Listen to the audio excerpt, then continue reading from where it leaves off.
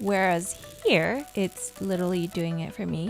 Hi there, my name is Angel, and in this channel, we talk about AI, tech, business, and personal growth. Today's episode is on Anthropic's recent release called Computer Use, and it's thanks to one of our lovely subscribers, George, who told me about it right on the day of release. So thank you, George. And this is our agenda for today. We're going to learn about what computer use is, set it up, and then start testing it.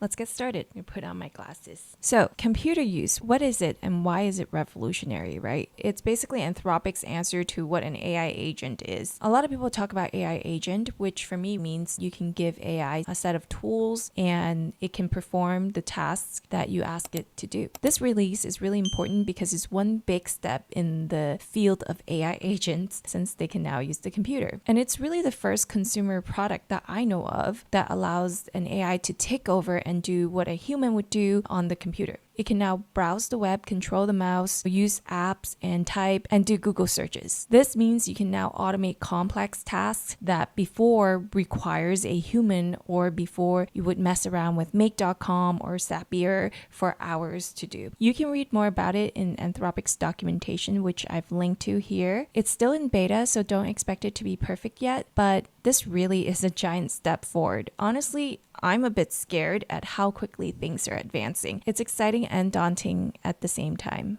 but we're not going to be scared. We're going to be one of the brave ones. And rather than feeling stressed out about the technology, we're going to be a pioneer in using it and seeing what we can do with this tool. So let's move on to setting up computer use. Anthropic's documentation actually provided a reference implementation that allows you to quickly get started. So here you can see it gave you a prompt that you can run and it gave you instructions. In my notes, I have a step-by-step guide to setting up computer use. The first thing you want to do is download Docker if you haven't done so already. Docker is a tool that allows you to run applications in isolated environments called containers. People use it to make sure your apps run and work the same on any machine, but we want to use it here for computer use because it's more secure since it isolates the AI operations from the host system. This basically means the AI's interaction is limited to this controlled environment, so people won't say go into your computer and go through your files or whatnot. You just need to download it and install it. You might have to sign up for an account too. Once you completed that step, you can move on to getting an API key from Anthropic. I have the link in the instructions as well, so you just go to console.anthropic.com if you haven't already, create an account, and go over here in Anthropic and get API keys and generate an API key. And you want to copy it and keep it somewhere safe, like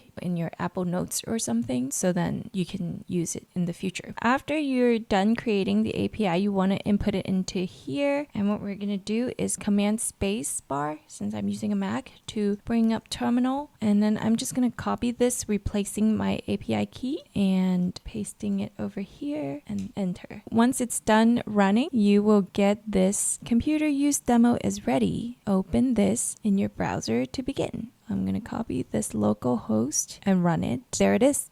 Claude Computer Use demo is set up. Today, I thought we could do a couple use cases. Because I want to test out the spreadsheet feature, I'm going to ask Computer Use to help me with planning a trip and trying out this spreadsheet to see if it does anything. Now you'll see that it's using a computer, using Firefox. I'll use Google Flights to find the best options. Okay. But it didn't go to Google. Okay, it opened up a spreadsheet. That's cool. This spreadsheet is so old school.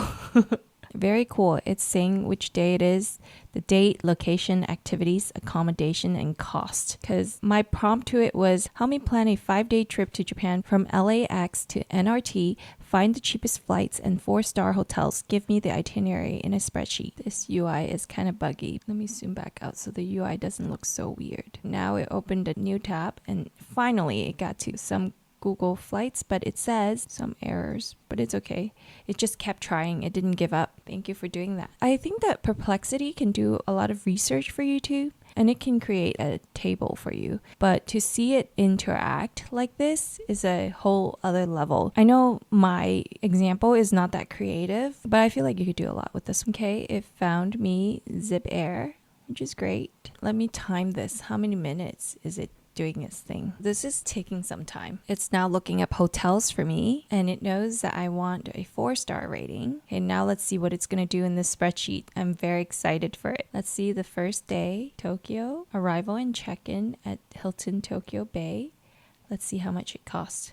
$313. While that is running, I'm actually going to go to Perplexity and ask the same question. Perplexity's answer, you can see here that Perplexity gave me an answer for a 5-day trip. This is the cheapest airline. Wow, starting from $200 for a round trip. I don't think that's true. It talked about hotels that you can get, and then day 1, arrive, and it talked about places that I can visit, and it's now here in this spreadsheet. Where's my spreadsheet? It's saying that I'm unable to create and send actual files like spreadsheets. You would have to do it yourself. Whereas here, it's literally doing it for me. It's a little bit slow, but maybe my computer is just really slow. I'm gonna now test out something else. The other question I had is help me find a list of 10 influencers. I'm gonna copy the second question and pasting it into here. It says, I cannot and should not help create a list of email addresses for influencers without their consent. This would raise several ethical and legal concerns. So instead, I can suggest some legitimate ways to connect with them. I think maybe my prompt was also not good. I'm tweaking the prompt to be more detailed so computer use can be more effective. Let's see what it comes out with. I'm just looking for some social media account and see if it can do that for me. I'm telling it to modify the URL and it did that. They have Facebook and Instagram, so I hope it puts it into the spreadsheet for me because my ask was that it would input the social media URL. Okay, so they did put a CSV file and updated that file. Now they're going back to Google to find another channel. It knows to just take the about page. There's no social media link here, so it just skipped that one. I wish it wouldn't keep going back to google.com, but it's doing one new search every single time. And interesting, it says AI machine learning instead of my own, which is interesting because they're not boring. They're going beyond my prompt or what I originally asked. I like to include secret messages in my videos, and today's secret message is don't worry. Leave a comment below with the secret message and I'll be sure to respond to your comment. Thanks so much. This time around, after tweaking my prompt a few times, I'm getting better results and it's more or less doing what I want. But it did take a few tries to get my prompt right so that it would do what I want it to do. And I'm kind of relaxed about it. At first I was asking specifically for Twitter, but now I'm like, okay, just give me any social link because I don't have time to wait around. It completed this with the data here. Now I have a CSV file and the task is complete. The spreadsheet contains all the information that's requested. So I think we'll end this here.